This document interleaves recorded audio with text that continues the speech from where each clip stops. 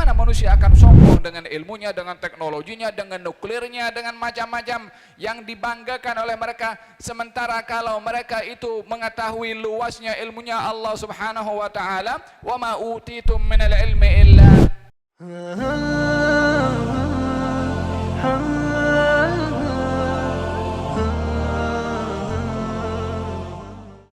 Jadi yang hanya diketahui oleh manusia daripada daratan ini sedikit saja. Masih banyak rahasia di daratan dan di lautan yang belum terungkap oleh manusia. Lalu bagaimana manusia akan sombong dengan ilmunya, dengan teknologinya, dengan nuklirnya, dengan macam-macam yang dibanggakan oleh mereka, sementara kalau mereka itu mengetahui luasnya ilmunya Allah Subhanahu wa taala, wa ma utitum minal ilmi illa qalila. Allah berfirman, sedikit sekali ilmu yang ada pada kamu, yang diberikan oleh Allah. Ini ilmu semua. Mana-mana saintis di zaman dahulu, zaman sekarang, saintis yang akan lahir nanti sampai akhir zaman, ilmunya kalau dicantum jadi satu dibandingkan dengan ilmunya Allah, macam umpama satu butir di atas padang pasir yang begitu terbentang luas. Ma fi syai'. Tak ada apapun juga daripada ilmu yang mereka ada berbandingkan dengan ilmunya Allah. Lalu siapa yang mendakwa kalau dia adalah mengetahui segala-galanya?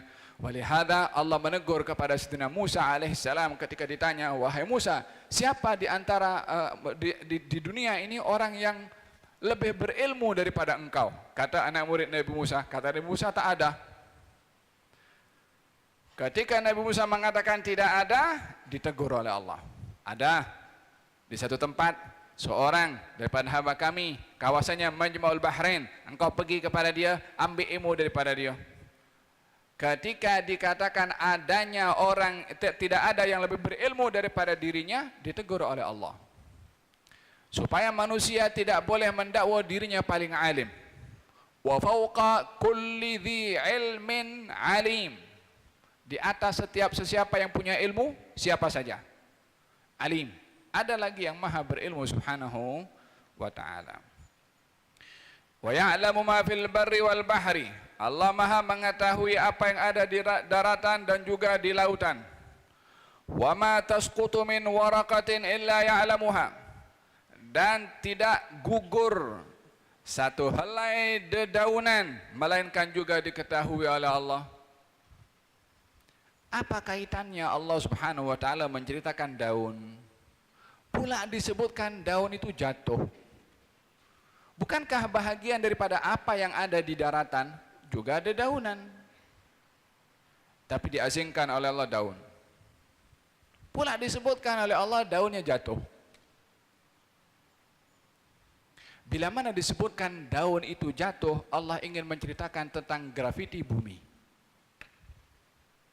Bila mana disebutkan daun itu jatuh, maknanya sebelum jatuh dia mempunyai peranan ketika lekat pada tangkai pokok. Yang kalau sudah selesai tugasannya di pokok, maka dia jatuh. Itu daun. Ada masa tertentu dia tumbuh hijau dan mengalir daripada apa yang ada di dalam pokok itu, untuk menjayakan proses yang diinginkan oleh Allah kepada pokok itu.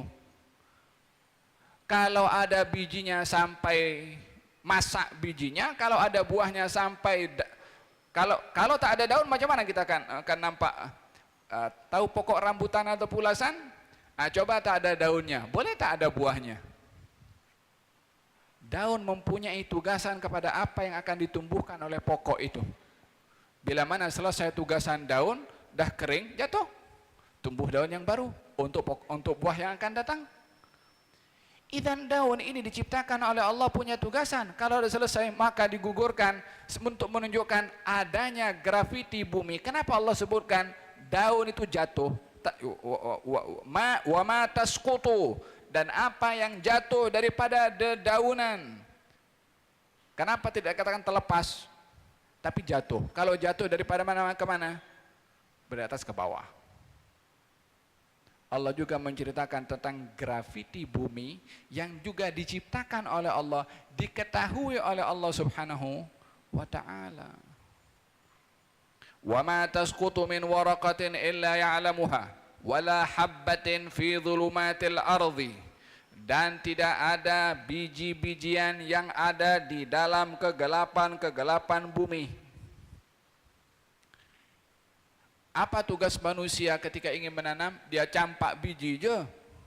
Bukan dia yang tumbuhkan itu tumbuh-tumbuhan untuk menjadi padi, wala jagung, wala jadi apa saja buah-buahan atau pokok yang diinginkan. Dia letak aja biji.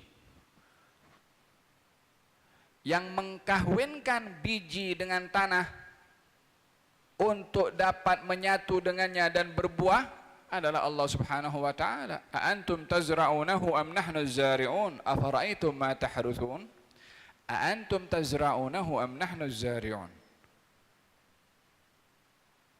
Apakah atau tahukah kamu tentang apa yang kamu tanam, kamu taburkan daripada biji-bijian? Kamu yang tanam dan tumbuhkan atau aku? yakni Allah Subhanahu wa taala. Manusia hanya letak tabur je, tapi yang mengkahwinkan, mencocokkan dengan tanah, menumbuhkan tumbuh-tumbuhan dengan berbagai macam warna bunga, warna batang pokoknya, warna daunnya, Allah Subhanahu wa taala. Maka kalau seseorang mahu menggunakan akal bertafakur tentang ciptaan Allah, maka dia akan semakin hampir dan akan membesarkan kepada Allah, dan sentiasa akan menjadikan Allah Subhanahu wa taala sentiasa memantau kepada dirinya melalui interaksinya dengan ciptaan Allah Subhanahu wa taala. Wala rabbin wala yabisin, termasuk juga yang basah atau yang kering. Di atas muka bumi ini kalau bukan basah ya kering. Ada selain daripada basah dan kering. Baik itu basahnya sikit atau keringnya sikit, ya antara basah dan kering. Tidak ada yang basah apapun juga, tidak ada yang kering apapun juga, diketahui oleh Allah Subhanahu wa taala. Subhanahu wa taala al-ihatah, keseluruhan segala ada yang apa yang ada, bukan hanya di bumi, tapi di dasar laut, di bawah dalam bumi, termasuk yang ada di planet. Tidak ada semua yang miss daripada pengawasan Allah Subhanahu wa taala, termasuk dedaunan di tengah-tengah hutan. Oleh sebab itu malaika ketika diperintah untuk menguruskan beberapa tugasan oleh Allah Subhanahu wa taala, melihat satu keajaiban